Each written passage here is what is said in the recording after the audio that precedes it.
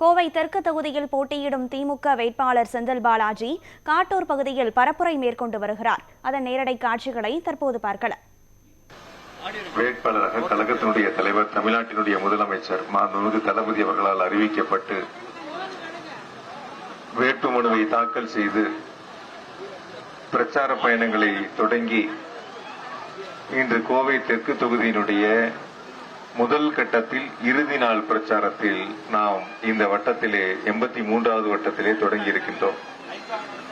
இந்த சிறப்பு வாய்ந்த நிகழ்விலே பங்கெடுத்திருக்கின்ற கழகத்தினுடைய நிர்வாக பெருமக்கள், தோழமை இயக்கத்தினுடைய நிர்வாகிகள், பூத் கமிட்டியினுடைய நிர்வாகிகள், எல்லாவற்றிற்கும் மேலாக தேர்தல் பிரச்சார பயணம் தொடங்கிய நாள் முதல் இன்று வரை தொடர்ந்து ஆரத்தி எடுத்து மலர் தூவி வரவேற்பை தருகின்ற தாய்மார்களுக்கும், பெரியவர்களுக்கும், இளைஞர்களுக்கும் அன்பு கலந்த வணக்கத்தை அன்போடு தெரிவித்துக் கொள்கின்றேன்.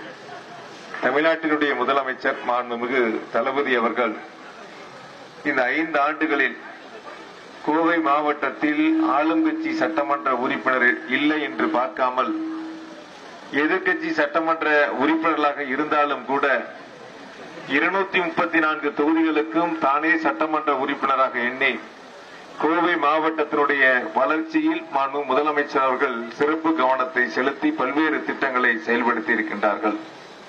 முதலமைச்சருடைய சிறப்பு திட்டங்களில் குறிப்பிட்ட சில திட்டங்களை இந்த நேரத்தில் உங்களிடத்திலே எடுத்து சொல்லி, செம்மொழி பூங்கா கோவையினுடைய அடையாளமாக மாண்பு முதலமைச்சருடைய திருக்கரங்களால் திறந்து வைத்து பொதுமக்களுடைய பயன்பாட்டிற்கு வழங்கி இருக்கின்றார்கள். அவினாசி சாலையில் ஜிடி நாயுடு மேம்பாலத்தினுடைய கட்டுமான பணிகளை முடித்து முதலமைச்சருடைய திருக்கரங்களால் தொடங்கி வைத்து திறந்து வைத்து பொதுமக்களுடைய பயன்பாட்டிற்கு வழங்கி இருக்கின்றார்கள். மேற்கு புறவழிச்சாலை 250 கோடி ரூபாய் மதிப்பீட்டில் முடித்து மக்களுடைய பயன்பாட்டிற்கு தந்தவர் நம்முடைய முதலமைச்சர் மாண்புமிகு தளபதி அவர்கள்.